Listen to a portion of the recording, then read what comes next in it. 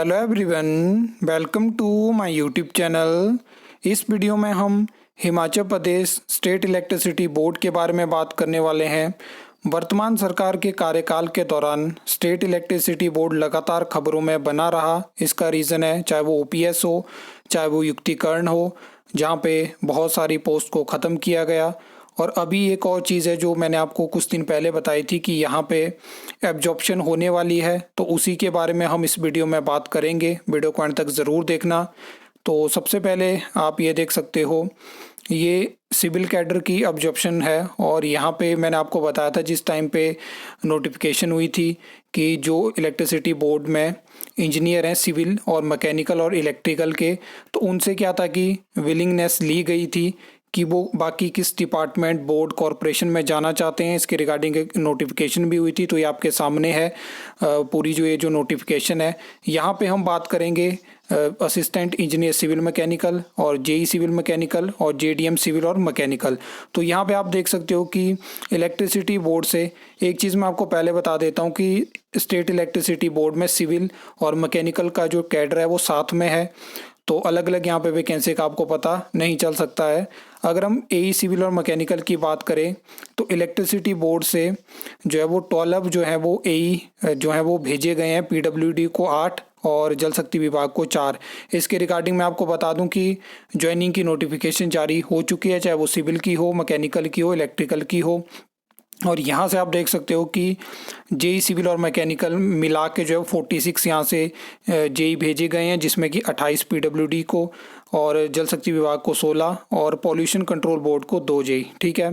उसके बाद जेडीएम की बात करें सिविल मैकेनिकल, तो यहाँ पे 2 जेडीएम जो है वो पीडब्ल्यूडी को भेजे गए हैं और जेएसबी को 1। तो टोटल यहाँ पे इन्होंने 4 मेंशन किया। हाँ, एक पीसीएल को भी भेजा गया, तो टोटल 4 जेडीएम यहाँ से सिविल मैकेनिकल के पीसीएल, जल शक्ति विभाग और पीडब्ल्यूडी को भेजे गए हैं। ठीक है।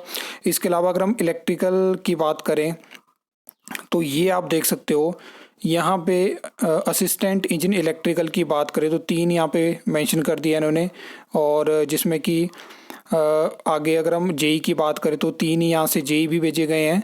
तो इलेक्ट्रिकल में तो इसमें मेन चीज़ कोई नहीं है, क्योंकि इलेक्ट्रिकल में तो अपकमिंग आपको चाहे वो जेई की वैकेंसी हो, एई की वैकेंसी के फिलहाल इलेक्ट्रिकल में कम चांसेस हैं। इलेक्ट्रिसिटी बोर्ड के लिए मैं बात कर रहा हूँ, लेकिन जेई की वैकेंसी डेफिनेटली आपको देखने को मिलेगी। और उसमें मैं बता चुका हूँ कि जो रिक्वेजिशन है वो राज्य चयन आयोग हमीरपुर के पास है।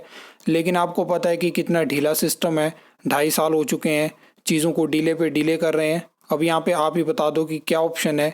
अब अपना काम क्या होता है कि हम अपडेट दे सकते हैं, आरटीआई के माध्यम से चीज़ों को कंफर्म कर सकते हैं, सोर्सेज के माध्यम से जो इन्फॉर्मेशन मिलती है उसको जल्दी से जल्दी आपके साथ शेयर कर सकते हैं। एट द एंड क्या होता है कि सरकार के पास ही पूरी पावर होती है जो इन चीज़ों को डील करती है।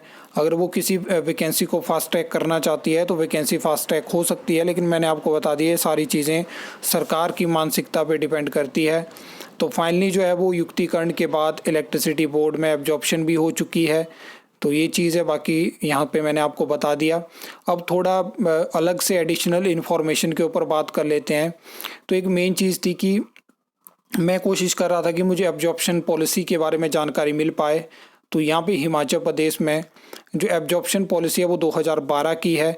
उसकी नोटिफिकेशन को मैंने ध्यान से पढ़ा, पूरा मैंने वहाँ पे उसको डिटेल में स्टडी किया। उसके अलावा जो मुझे एडिशनल इन्फॉर्मेशन चाहिए थी उसमें मैंने बहुत सारे ऐसे जो ऑलरेडी गवर्नमेंट में वर्किंग है, चाहे वो एम्प्लॉय हैं चाहे वो ऑफिसर हैं, उनसे भी बात करी। तो एक जो मेरा यहाँ पे डाउट था वो ये था कि यहाँ से एब्जॉर्प्शन हुई, फॉर एग्जांपल आप जेई का लेके चलो, सिविल मैकेनिकल का, तो जो पीडब्ल्यूडी में हुई, जल शक्ति विभाग में हुई, तो वो किन वैकेंसी पे एब्जॉर्प्शन होती है? क्या वो बैच वाइज वैकेंसी पे होती है? बैच वाइज तो हम हटा देते हैं, क्यों नहीं है। लेकिन क्या वो डायरेक्ट रिक्रूटमेंट की वैकेंसी पे होती है? क्या वो प्रमोशन पे होती है? क्या उसमें वेटेज को इक्वल किया जाता है, मतलब कि 50% जो है वो डायरेक्ट रिक्रूटमेंट पे होगी, 50% प्रमोशन पे होगी? तो ये डाउट अभी भी बना है, क्योंकि उनको भी ये जानकारी नहीं है। लेकिन बोला गया मुझे ऐसा कि आपको जल्दी इसके बारे में जानकारी दी जाएगी। तो जैसे मुझे इसके बारे में एब्जॉर्प्शन के बारे में पता चलेगा, क्योंकि आपको पता है कि फ्यूचर में जैसे फॉरेस्ट डिपार्टमेंट में इंजीनियरिंग बीइंग ख़त्म हुई, यहाँ पे ये चीज़ें हो रही है, बहुत सारी जगह आपको ये चीज़ें देखने को मिलेगी।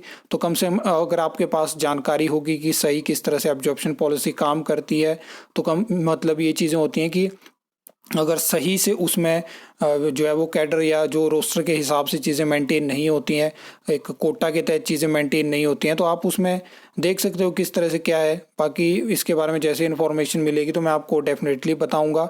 आई होप आपको ये वीडियो अच्छी लगी होगी, इन्फॉर्मेटिव लगी होगी। तो वीडियो को लाइक कमेंट शेयर कर सकते हो, चैनल को सब्सक्राइब कर सकते हो फॉर द न्यू अपडेट्स के लिए।